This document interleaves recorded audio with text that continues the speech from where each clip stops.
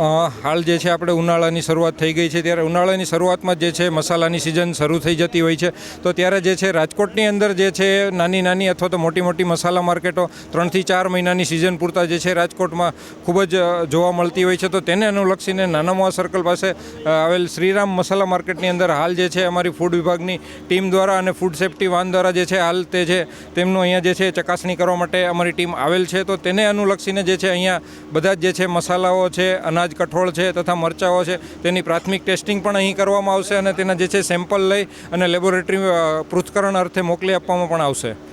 મરચાંની અંદર આપ જોઈ શકો છો કે 2 થી 3 વસ્તુની જે છે એક ભેળસેળ થતી હોય છે. એક જે છે સોલ્યુબલ ડાય અને અનસોલ્યુબલ ડાય, એટલે કે જે ખૂબ જ હાનિકારક હોય છે એનું મિશ્રણ થતું હોય છે. ત્યારબાદ જે છે સ્ટાર્ચ પાવડર કે જે ખાવાલાયક કોર્ન ફ્લેર જે ફ્લેર કહી શકાય છે તેની પણ તેમાં જે છે ભેળસેળ કરવામાં આવતી છે. તો તેને અનુલક્ષીને તેના પણ સેમ્પલ લેવાની અહીં કામગીરી કરવામાં આવે છે. આપ જોઈ રહ્યા છો કે રાજકોટની અંદર મેં જેમ કહ્યું એમ કે 3 મહિનાની અંદર નાની મોટી ઘણી બધી સિઝન પૂરતી મસાલા માર્કેટો ખુલતી હોય છે. તો તે બધી મસાલા માર્કેટની અંદર હાલ છે ચેકિંગ હાથ ધરવામાં આવશે અને જે છે બધી જ મસાલા માર્કેટમાંથી સેમ્પલ પણ લેવામાં આવશે.